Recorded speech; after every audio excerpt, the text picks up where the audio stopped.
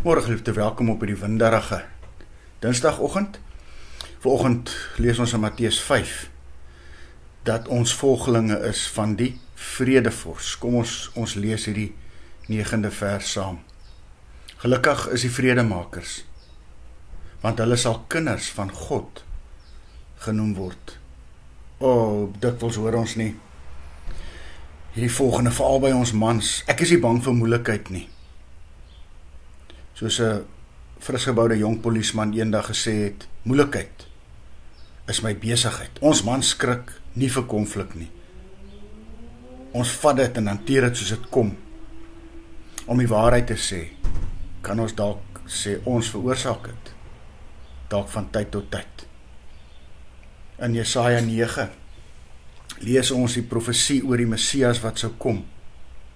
En daar word baie wonderlike dinge van hom gesê en name genoem, so sterke God.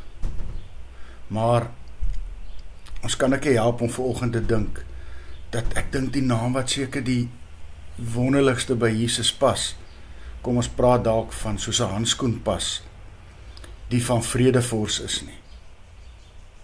Dit vat eintlik sy hele lewensdoel saam.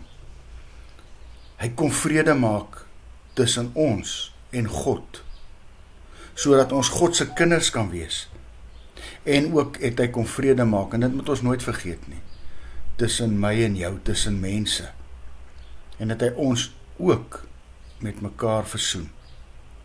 En daarom roep hy my en jou vandag om hierdie werk te gaan voortsit. Wees 'n vredemaker. Natuurlik moet jy in die proses nie jou Bybelse beginsels oorboord gooi nie. Maar is nogal heel wat minder dikwels van jou gevra as wat jy dink. Moet daarom nie daarachter skuil nie. Volg Jesus se voorbeeld. Wees 'n vredemaker.